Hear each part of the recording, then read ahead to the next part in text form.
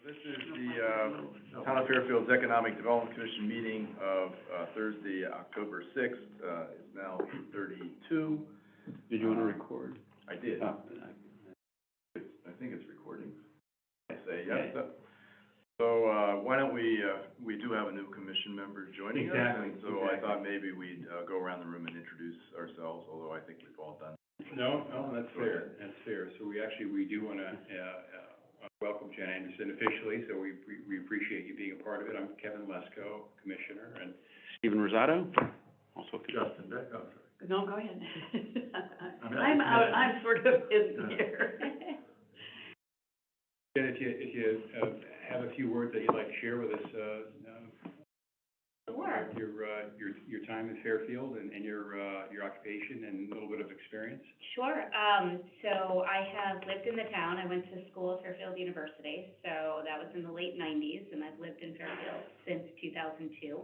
So my husband and I moved back. He also is a Fairfield U alum.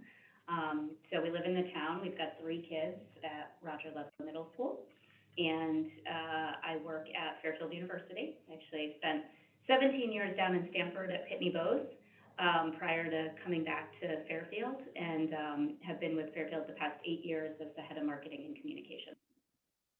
That's a pattern.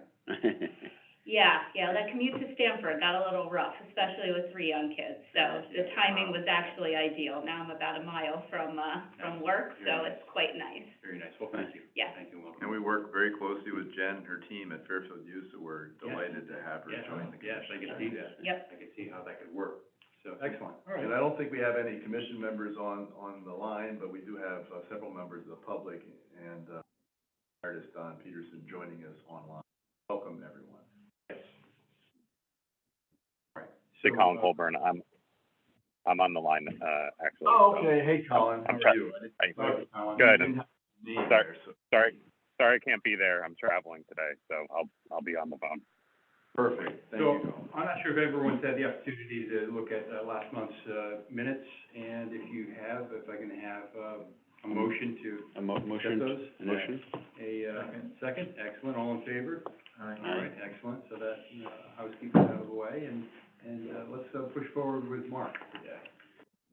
So the first item, I just wanted to see if there was any further commentary or discussion relative to our topic last month. We had guest speakers. We had folks from FHI Studio, who is working with planning and zoning staff to prepare our update to our plan of conservation development. And Jim Wendt, our planning director, as well as Harrigan, the assistant planner, joining us, and we had a very robust conversation around some of the economic development priorities and goals and issues that we have identified. Certainly there'll be other opportunities for us to weigh in as that process unfolds. And in fact, I put out a link to the online workshop, which is up through the 16th of October. And I would encourage all of you, if you haven't already done so, to provide in that online interactive workshop survey so that you can again provide feedback to the group, ultimately to the commission. But just wanted to open it up if there were any other lingering comments, thoughts, after you've had a chance to reflect on our conversation. Just want to open it out there. Anyone? Great conversation. I thought it covered a lot of ground. We sure did. Yes. Mark, did you have any feedback from Jim? No, I think they appreciated, again, this group's participation, active participation in comments. I think it was, and we were running over time, and I didn't know if we left some things on the table. So, and if there's other thoughts that come to you afterward, and again, there'll be other opportunities for us to. Including that online. Including the online. So again, if you need that link, just let me know, but it's through the town's website, so you should be able to access it. And you sent it to everyone? I did. Commissioners. Mark, is that the same survey that's been out there for quite a while? No, I think it just came up in the last week or so. Oh, okay. Yeah, so, it was supposed to be out around Labor Day, but I think they got delayed in terms of putting it. I know there's lots of surveys, circulating. Mm-hmm. I think the first Selectwoman's newsletter referenced the survey on our regional metropolitan transportation plan. So MetroCog, the regional planning agency, was looking for feedback on regional transportation priorities. So that have also been out there in the ether world, so. If you wanna go right into the report? Sure. A couple things I wanted to bring to the commission's attention. Obviously, Justin was able to join us, celebrate the groundbreaking for the first building at the crossings at Fairfield Metro. That property changed hands a couple times, but most recently, Accurate Builders and Developers, a New Jersey-based development company, acquired the site, worked through some issues both with the town, with the state, in terms of amending or assigning the development rights under the three-party agreement to that company. They're forging ahead. They did get a building permit to start construction of the first building, where I believe it's a 71-unit residence, closest to Ash Creek. So we did have that groundbreaking on the 20th of September. The site is approved for 360 plus residential units with about 40,000 square feet of office, 118 key hotel, and 25,000 square feet of hotel. I know the developer is intent on seeking some changes to the overall master plan for the site. As you may recall from the prior site plan, there was a lot of surface parking, which really is somewhat not what you would find with a transit-oriented community. So I think there is an opportunity to better leverage the site and provide structured parking, which is what they're intent on doing. The hotel is a key element. I did, when we met with the development company, I mentioned Fairfield View is in talking further about demand for the hotel and possibly making some commitment in terms of blocks of rooms and the like. And we're very interested in having a conversation, so I'll work with you and your team up there to set that up. Yep. Part of it is, I think we'll have to work with the developer to demonstrate sufficient demand for the hotel in between the universities. Both universities have needs, obviously, but in between that, there isn't as much in terms of the travel to kind of smooth that off in terms of demand. So we'll have to do some kind of demand analysis. That's typically what's required anyway. Sure, we can. Just a side comment, funny to say this, but You're in person now. If you reached out to each of the funeral homes in town, probably get an additional bump up in what we need. Yep. Yeah, so we'll put all that together.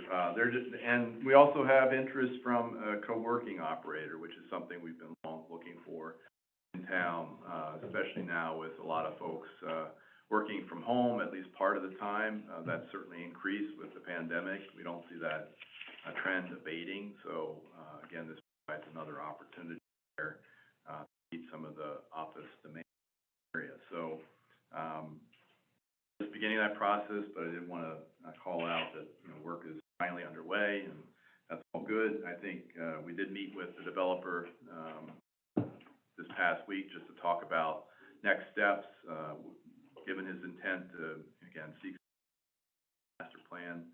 And since this hasn't been before the commission in a while, and we now have an informal review process, a concept review process, that was our suggestion, maybe all reacquaint the commission. There's certainly some new members on the board as to what the overall plan is, how his current vision differs from what was previously approved. Also refamiliarize a lot of the commission members with the study that the town undertook years ago. This commission endorsed, as did the Planning and Zoning Commission. So I think there's a couple different things. One suggestion just for them as an additional marketing tool, whatever, if they had beach passes included with like guests, so they know, like, hey, I can come to Fairfield and I could also go to the beaches, and then, there's a lot of restaurants and activity in the summer, and they could market it as a bit of a destination. It could be actually an easy thing that the town We have done it. It's such a good idea, we already. You guys have been thinking. Yeah, right. So, yeah, we premiered a guest beach pass program with our hotels, and the Parks and Rec Commission a few years back. We have a couple hotels that have taken advantage of it. Basically, the hotels can reserve beach passes at the resident rate, make them available, to hotel guests as a way. But I think what you're suggesting is even beyond that, to attract, office and other users to the site, that might be something. I think that's a excellent observation. I've made that same point to our Parks and Rec and other departments. There's a lot of things that we do that have a lot of value. Maybe we don't perceive it as much internally, but certainly to somebody that may be interested in coming here, both to live or to work, those things, can add some value to it and hope. You get a lot of people come from New York, and it's right at the train right there, and you see, like Sherwood Islands, the parking fills up, and it's mostly people coming up from New York and Westchester. I will definitely keep that one in mind. So, the universities have the transient, folks, but, graduate, Graduate students, housing faculty. has become a big Yeah. issue, in terms of graduate students coming back and needing a place to live. Need housing. So that could right. be, I don't know where Sacred Heart stands in that. I'm sure space, that, But I know Fairfield would be open to talking about graduates. I'm sure both universities probably have a demand, Yeah. given, I know both Fairfield and Sacred Heart are building new residence halls, but that's primarily for the That's for the undergraduate. yeah. And a lot of class. students stay for a 4+1 now, so they stay for the 4 years and then they do the 1 year, graduate degree. So it's like that 1 year that they need, housing. Perfect. Secondly, outdoor dining. I did resubmit, our application to the Planning and Zoning Commission to amend our regulations for outdoor dining. I included your packet today, a copy of a red line version of the, amendments that we're seeking, the changes. Overall, it's primarily aimed at making it a little easier, for restaurants to both create or expand outdoor dining opportunities here in town. One of the issues obviously is parking, and this would lessen parking requirements associated with that. The feeling is that you're already providing the parking for the restaurant itself. Do we need to actually provide additional parking for outdoor dining? Typically, you either choose to sit outside if it's a nice day or inside if it's not so nice. And so, and our parking requirements as a whole probably need to, but in the meantime, that was the main thrust of it. The only addition that I made, to the original application was, in light of, the expiration of the temporary, measures that were adopted by the General Assembly, that allowed many restaurants to create temporary outdoor dining spaces, some in their parking lots and other non-conventional spaces. Struck me is that we should provide a mechanism by which restaurants can at least petition the planning and zoning, apply for a special permit, and if they're able to demonstrate that there's adequate circulation, adequate parking on site, no reason to take down what they already have. And so I know that the temporary measures that were adopted by the state are scheduled to sunset early next year in March. No guarantee that they'll at one more time. And I'm not sure that, communities across the state want them to do that type of thing en masse. So given that, I just thought it would be helpful, at least to give a pathway, assuming the Planning and Zoning Commission agrees, a pathway for restaurants to apply directly to preserve what they already have. Actually use parking lots to provide, like Mecha Noodle. And, if that's okay with the landlords, okay with the restaurants, the surrounding tenants, I don't know why we should stand in their way. That's the main thrust. We don't have a public hearing scheduled. As you recall, the last time I had the misfortune of timing our application at the time in which the General Assembly did extend the special, temporary provisions for another year. And so I think that gave the commission an opportunity to kind of kick the can down the road a little bit, but they invited this group, to reapply in the fall, so we've done so. They also indicated that they were looking for some feedback from some of our regulatory agencies like the police and fire and health department to see if there were any issues. I'm aware of any issues. I've talked to all of them. They haven't indicated any issues, but I've asked each of them to provide a letter. I certainly haven't heard any that they're supportive of it, and I think we'll get letters. They also asked for letters from other non-restaurant businesses. How does the business community feel in general?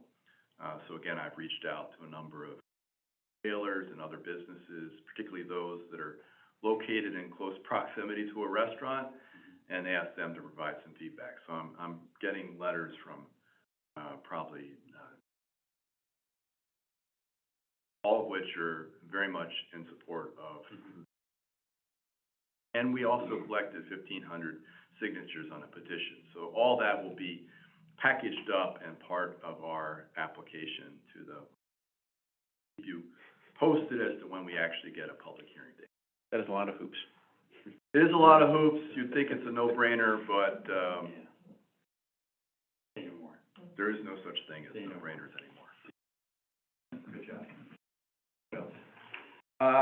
Two other quick notes. As many of you know, I'm a member of the Connecticut Economic Development Association. It's the statewide, association of economic development professionals, both state and local and private sector folks that are involved in economic development.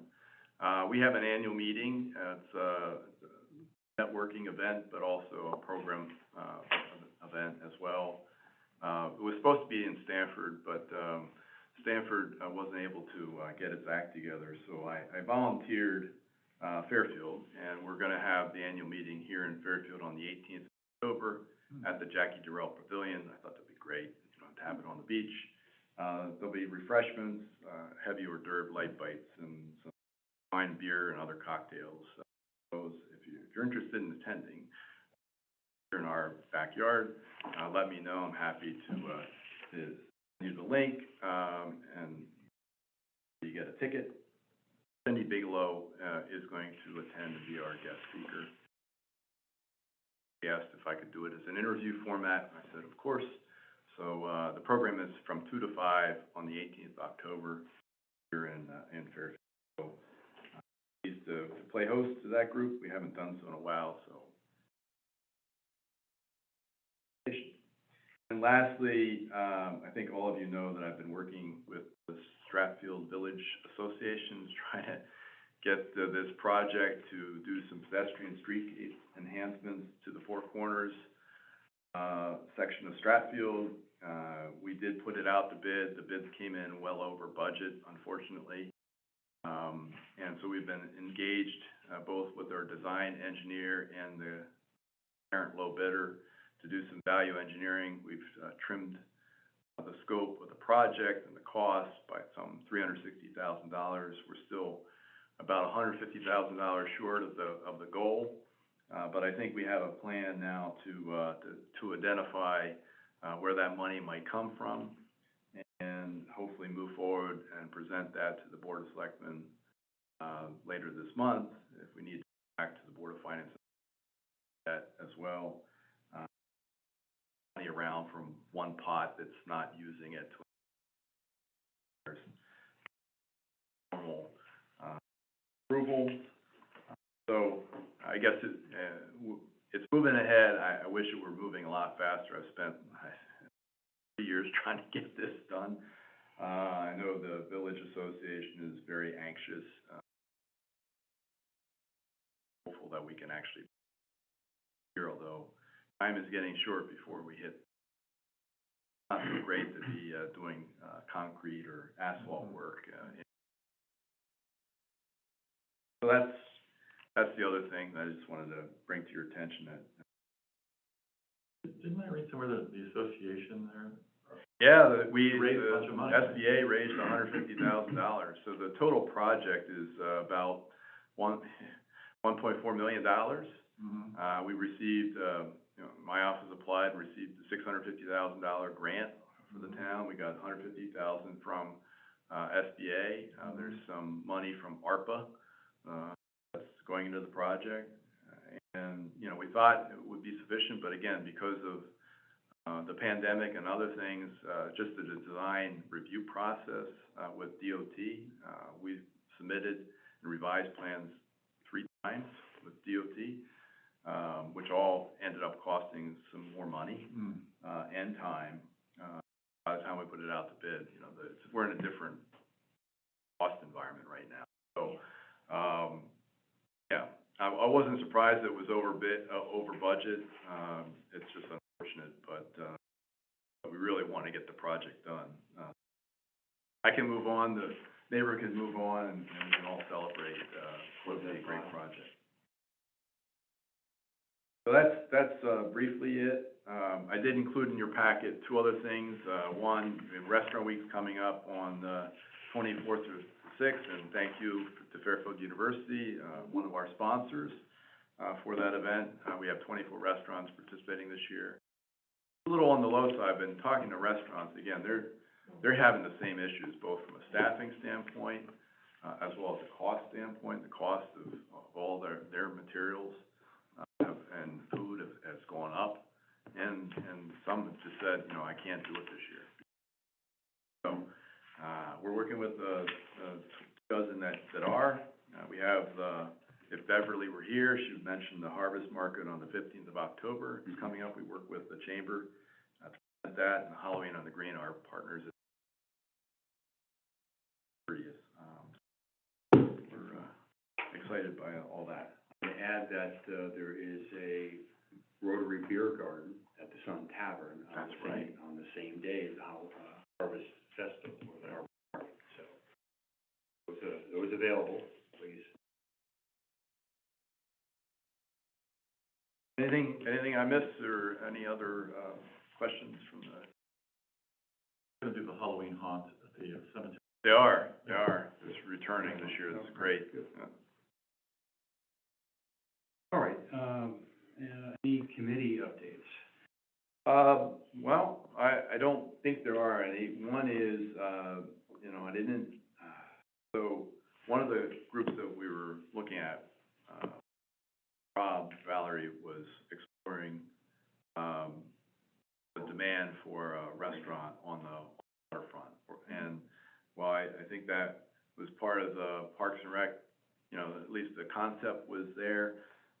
We were working both with Rob, and we had talked to, I think there was a professor at Sacred Heart who had done a project before with us, to do a market and feasibility analysis of that.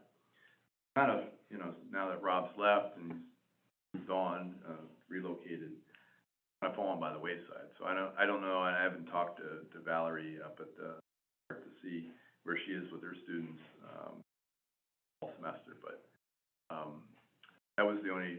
Yeah, it would still be an interesting. So I'll follow up, and of course, if somebody wants to head up that, let me know. Somebody's really interested in the subject. I know Rob, that was a passion project of his. So. Maybe John Lynn. Okay. Yeah. Yep. It's true.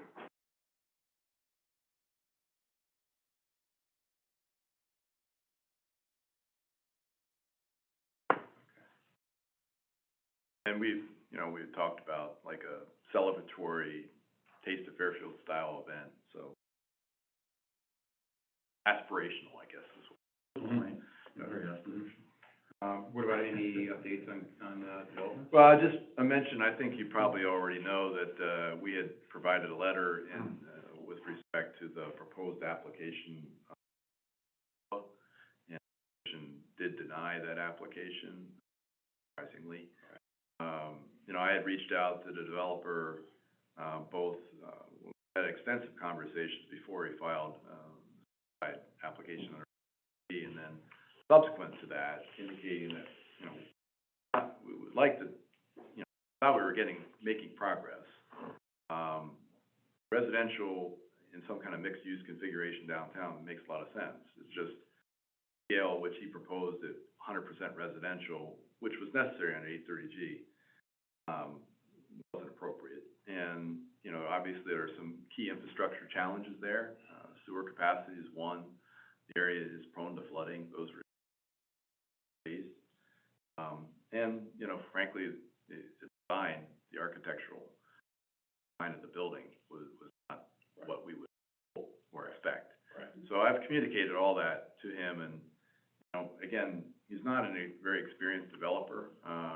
We're hopeful that we could restart those conversations at some point, and come up with something that, obviously, he's in the business to make some money, get a return on his investment. We want him to be successful, but we also want something that will be an asset to the town. Right. And not create other issues. So, Right. I'm hopeful that, again, we might have an opportunity again, to have a broader conversation, about, you know, what would be. So, that's out there. I would anticipate they'll take an appeal just to preserve their options. That's typically so. You know, and so then, you know, before it gets to a court, then the court will have to determine whether or not the burden of proof in terms of whether there's sufficient evidence in the record to sustain. Mark, just a question on Yeah. this, just 'cause I don't have the background. Are there other locations? I mean, there seems to be like the empty plot of land that was, you know, gutted and now sitting there. There's 2190 Post yeah, Road excise and then site. next to like the cigar shop, there's a big empty lot. Like, are there other locations that, it seems like Westport did that going down the Post Road in terms of residential development as you get closer into town? The issue is, the ownership. So, Right. this gentleman, the guy who is proposing to develop 15 Uncle owns the site, you know, so Got it. that's why. Got The it. 2190, the former Xi battery site, we think, again, that's an appropriate site for some kind of Yeah. mixed-use development. Yep. It's zoned industrial, almost as, I mean, that's what it has been zoned, but it's almost, we kept it zoned industrial almost as defensively, because industrially zoned property is the only thing you can't do an 830G development application on. So, I think the commission is definitely open to doing some kind of mixed use, which would, you know, part of their vision is, that this would both extend the existing downtown streetscape further south and maybe connect that to Southport and serve as a gateway, Right. the southern gateway into downtown. So, I think there's tremendous opportunities there. We've talked to the developer, the owner of the property there. You know, they have it, they're closing a ground lease, you know, for the site, and they're talking to 2 or 3 developers. That's the frustrating part for us, is if you don't have site control, you really can't dictate how, Right, right. you know, other than through the regulatory, the zoning Right. process. Not perfect. Right. Well, at least he's seasoned, though.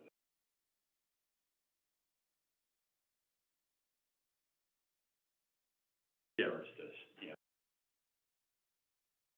So the other one I know the commission has asked about is 40 Hillside Road and Greenfield Hill section, and that, they concluded the public hearing on that. It's a veterinary hospital. Dr. Marsh is proposing to relocate, expand his practice, on the site, a church, Yeah. property before. So, the hearing is concluded. We're just waiting for the commission to render its judgment, but, you know, it looks positive now, because the one, abutter who had, expressed a lot of concerns now, supporting the project. I will keep you posted. I did also include in your packet, periodically I'm asked to prepare, an update, to UI, who's looking for an understanding of projects in the pipeline so they can forecast demand.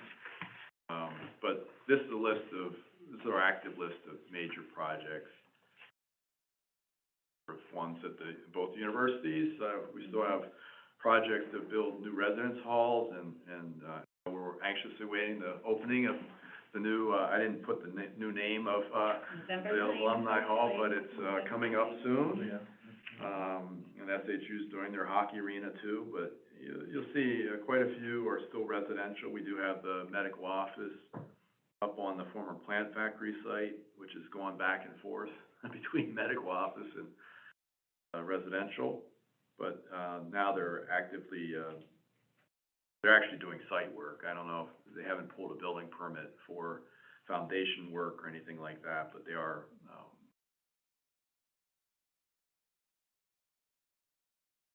and the other one was a small, mixed, office and residential downtown.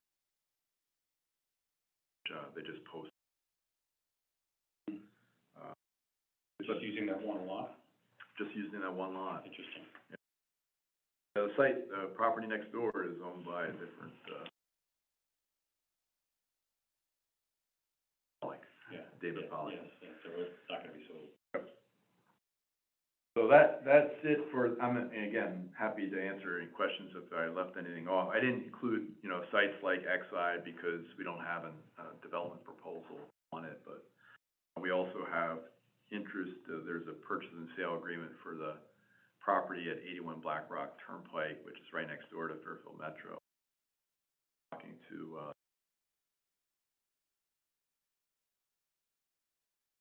that site to do residential, again, no actual application, so it's not on our forecast.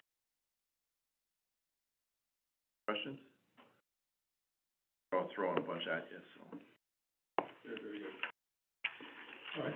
The only other thing I didn't report, but I left in your packet too, that Connecticut has unveiled this new, small business boost fund. So, nice thing, and we've provided this information to a lot of, businesses looking for capital, working capital and the like. Very flexible terms here, better financing terms than what you might get conventionally. It's a fixed 2.5% interest rate, 60 to 72 month payment.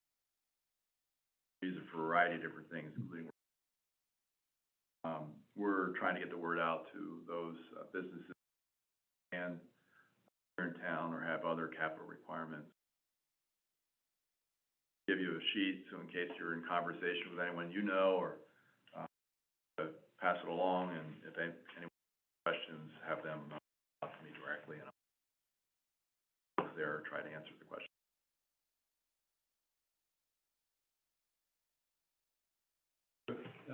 So Beverly is not here, right? She's not here, she would Okay. say, come Yeah, to the harvest market. No, that's very good. The, Any other business? I Anyone else? do not have any. Jen, do you wanna share anything, with Fairfield University right now? It's, We're excited about opening Alumni Hall. We've had tremendous community feedback and excitement. We're actually shocked at the amount of season tickets we've sold, not just with Fairfield U alums, but families in town. So I think It's beautiful. I think people are just really excited to be in Fairfield, Yeah. and come watch games. It's really cool for us. We're pumped. Project is on, once we get an occupancy on November 9th, we're good to go. So the first game's November 18th. has it been named as the hall? Yes. It has, so Leo D. Mahoney, so Okay. he was not an alum of Fairfield, actually didn't go to college, founded the first, salt for streets, company in Boston, but, all 4 of his children went to Fairfield, and 6 of his grandchildren, 2 currently there.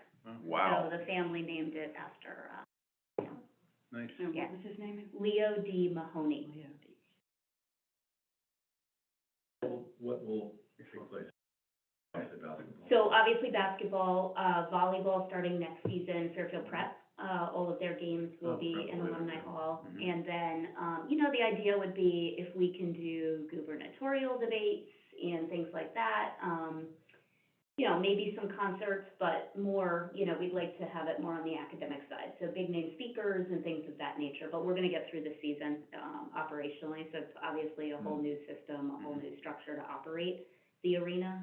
So we now have a box office, we brought in new technology to run, the ticketing and all of that. We've got new staffing to run the operations of the facility, so we're gonna give ourselves this season to, make sure we can operate it and run smoothly, but after that, we'd like to open up usage. I know we got a request from, one or two of the high schools to host graduation there, for the high school, so yeah, we're open to all ideas. About 4,000, depending on whether you use the floor or not. Jen, I know there's a parking garage directly across the street. Yep. Is there any plans to put a parking garage behind it, that other area? Not at this time, Okay. no. We're actually, our parking is, I think we're, David, our head of facilities, would know this better, but I think we're at about 70%. Like, we have plenty of parking. People just don't like to walk.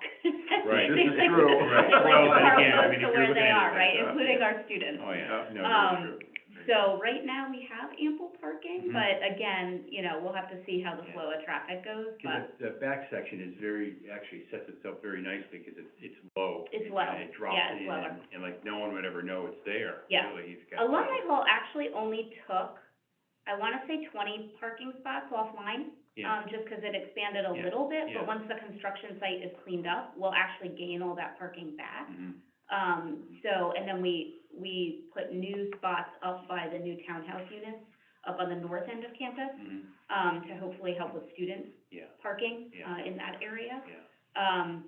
So, and again, the new dorm is a sophomore dorm, so they aren't permitted to have cars. Got it. So that won't, yeah, freshmen and sophomores can't have All cars. right. So it's, so, All right. yeah. Well, that's terrific, thank you. Yeah. Appreciate Is that that. an impediment for? Anything else? If not, I guess we're gonna close the meeting. Sometimes. And I How'd I thank do? everyone. I did pretty well for you. You did Kevin. phenomenal. I actually feel like I've gained part of the day back. I'm sure someone else is gonna take it away from me in about 10 minutes, but that's all right. Colin, anything from you? Online? All right, well, thank you everyone for coming, wish everyone a happy Halloween as we approach it, hope to see people in these different events as we go through. Leo? And, we'll see you next month, do we have a date? I'm Gretchen. Kevin, this is go Don. on. I do have one comment, is that if anyone that's taking the survey better I've put aside 45 minutes.